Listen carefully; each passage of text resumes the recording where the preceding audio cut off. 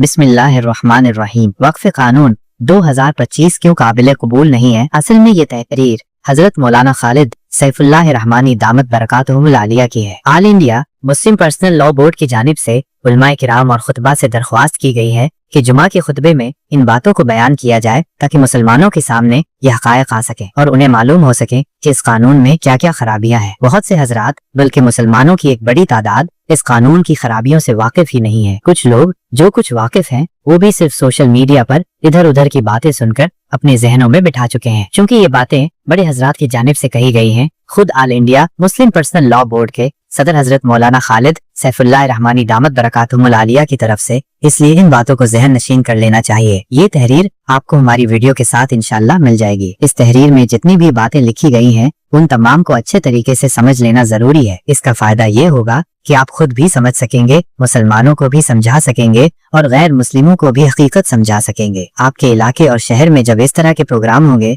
तो बहुत मुमकिन है कि आप में से कई हजरात को मीडिया से बात करने का मौका मिले। अगर आपके पास सही मालूमात नहीं होंगी तो उस वक्त आप क्या बयान करेंगे? इसलिए जरूरी है कि इन बातों को अच्छी तरह जहन नशीन कर लिया जाए। अब देखते हैं कि हजरत ने क्या लिखा है। वक्फ कानून 2025 क्यों काबिल कबूल नहीं है? हजरत मौलाना खालिद सैफुल्लाह रहमानी साहब दामत बरकातुहुम सदर All India Muslim Personal Law Board. अजीजान गिरामी, जैसा कि आप सबके इल्म में होगा कि न सिर्फ मुसलमान बल्कि मुल्क की तमाम इंसाफ पसंद और सेक्युलर कुव्वतों की मुखालफत के बावजूद इख्तिदार के नशे में चूर और नफरत के सौदागर हुक्मरानों ने वक्फ बिल 2024 को पास कर दिया है। सदर जमहूरिया के दस्तखत के बाद ये कानून बन चुका है। ये तो पूरा कानून ही मुस्लिम मुखालिफ, दस्तूर मुखालिफ और जुल्म और नाइंसाफी पर मबनी है, लेकिन इसके चंद नुमाया और गैर मुनसिफाना पहलुओं पर गौर करना जरूरी है। नंबर 1, वक्फ अमलाक को हड़पने की कोशिश। इस कानून का मकसद वक्फ के अमलाक को हड़प लेना और सरकारी ताउन से इस पर कब्जा करना है और इसके लिए कई तदाबीर इख्तियार की गई हैं। वक्फ एक्ट 1995 में ये बात दर्ज है कि अगर तवील अरसे से कोई जायदाद बतौर मस्जिद, दरगाह या कब्रिस्तान इस्तेमाल हो रही हो और मजहबी या फलाही मकासद के लिए हो तो उसे वक्फ जायदाद तस्लीम किया जाएगा। इसको वक्फ बराए इस्तेमाल, वक्फ बाय यूज कहा जाता है। मिसाल के तौर पर जो जमीन मस्जिद के पास है और इस्तेमाल में है वो जाहिर है कि मस्जिद की है, लेकिन अब क्या होगा कि कोई भी आकर दावा करेगा कि ये जमीन वक्फ की नहीं है। मौजूदा हुकूमत ने जो बिल पेश किया था उसमें इस उसूल को खत्म कर दिया गया था। बाद में जब मुसलमानों ने मुतालबा किया और NDA इत्तेहादियों के मशवरे पर कुछ तरमीम की गई। कहा गया कि मुस्तकबिल में जो अमलाक वक्फ की जाएंगी उन पर ये इतलाक होगा, लेकिन पहले से मौजूद अमलाक पर वक्फ बराए इस्तेमाल को तस्लीम किया जाएगा। लेकिन अगर कोई तनाज़ा हो या जमीन सरकारी हो तो महज इस्तेमाल की बुनियाद पर उसे वक्फ नहीं माना जाएगा। ये एक तरह से माजी के औकाफ को भी हड़पने की कोशिश है। जैसा कि मैंने अर्ज किया, कोई भी आकर दावा कर सकता है कि ये जमीन हमारी है या ये वक्फ की नहीं है। हुकूमत कहेगी कि या तो तनाज़ा खत्म करो वरना हम ये जमीन अपने कब्जे में ले लेंगे। ये भी कब्जे की एक कोशिश है। आमतौर पर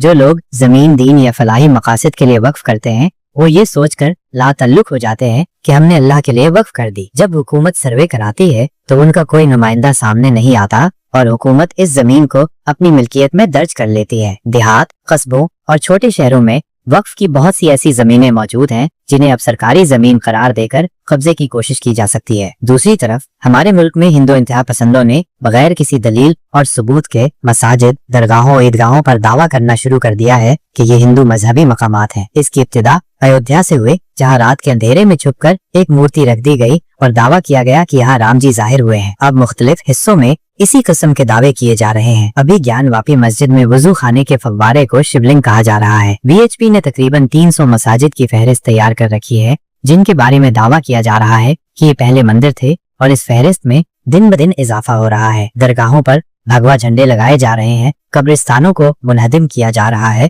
और हुकूमत बगैर दलील के उन्हें मुतनाज़ा तस्लीम कर लेती है। यूं हुकूमत ने एक तरफ अपने इत्तेहादियों को खुश करने के लिए माजी के औकाफ को महफूज रखने की बात कही तो दूसरी तरफ इंतहाई चालाकी से उन पर कब्जे का रास्ता भी निकाल लिया है। कोई भी शख्स दावा कर सकता है कि ये वक्फ की जमीन नहीं बल्कि हमारी है, या फिर कहा जा सकता है कि वक्फ के पास कोई दस्तावेज नहीं है, लहराद ये जमीन वक्फ की नहीं। 1995 के कानून की दफा 107 के तहत वक्फ की जायदादों को लिमिटेशन एक्ट से मुस्तस्ना करार दिया गया था। लिमिटेशन एक्ट के तहत اگر کوئی شخص 12 سال یا اس سے زیادہ کسی زمین پر قابض ہو تو وہ زمین اس کی تسلیم کر لی جاتی ہے، لیکن وقف کی جائیدادوں کو اس اصول سے مستثنا رکھا گیا تھا۔ اس کا فائدہ یہ تھا کہ پرانے ناجائز قبضے ختم کرائے جا سکتے تھے۔ موجودہ قانون میں اس رعایت کو ختم کر دیا گیا ہے۔ اب اگر کسی نے وقف کی زمین پر قبضہ کر رکھا ہے تو وقف والے یہ دعویٰ نہیں کر سکتے کہ یہ ہماری زمین ہے، جس کے قبضے میں زمین ہے اسی کو مالک تسلیم کر لیا جائے گا۔ ہندوستان میں بہت سے مسلمان بادشاہوں،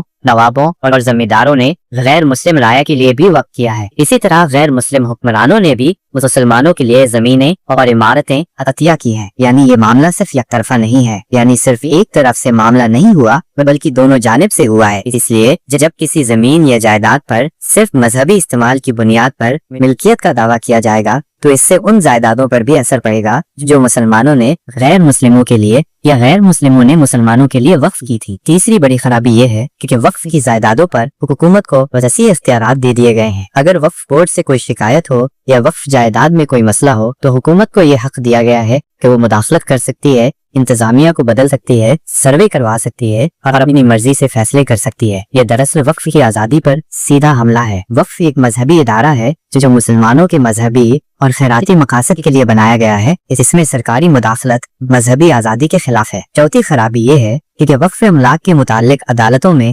مقدمہ دائر کرنے کے مواقع محدود کر دیے گئے ہیں۔ ماضی میں کوئی بھی مسلمان یا متعلقہ فرد وقف کے تحفظ کے لیے عدالت جا سکتا تھا، لیکن اب شرط لگا دی گئی ہے کہ صرف وقف بورڈ یا وقف بورڈ کی منظوری سے مقرر کردہ شخص ہی عدالت جا سکتا ہے۔ اس سے نہ صرف مظلوموں کا حق سلب ہوگا بلکہ وقف املاک کے ناجائز قابضین کو کھلی چھوٹ مل جائے گی۔ پانچویں خرابی یہ ہے کہ اگر کوئی وقف جائیداد کو ذاتی ملکیت میں ظاہر کرے تو اس کے حق میں بڑی آسانیاں فراہم کر دی گئی ہیں۔ ماضی میں وقف کی جائیداد کا تحفظ بہت مضبوط تھا، لیکن اب نئی ترمیمات کی وجہ سے وقف جائیداد کو ذاتی ملکیت میں تبدیل کرنے کے راستے ہموار کر دیے گئے ہیں۔ ان تمام باتوں سے صاف ظاہر ہوتا ہے کہ وقف ترمیمی بل 2025 وقف املاک کے تحفظ کے بجائے ان کی تباہی اور مسلمانوں کو ان کے مذہبی اور قومی ورثے سے محروم کرنے کی ایک سازش ہے۔ لہردے ضروری ہے کہ ہر مسلمان، ہر خطیب، ہر عالم اور ہر ذی شعور فرد ان حقائق کو ذہن نشین کرے اور اپنے طور پر اور اجتماعی طور پر ان کی مخالفت کرے۔ All India Muslim Personal Law Board نے ان نکات کو مرتب کر کے ہم سب کو یہ پیغام دیا ہے کہ ہمیں اپنے حقوق اور ورثے کے تحفظ کے لیے بیدار اور متحرک ہونا چاہیے۔ ہم دعا کرتے ہیں کہ اللہ تعالیٰ ہمیں سمجھنے، عمل کرنے اور اپنی ذمہ داری ادا کرنے کی توفیق عطا فرمائے۔ آمین۔ اختتام۔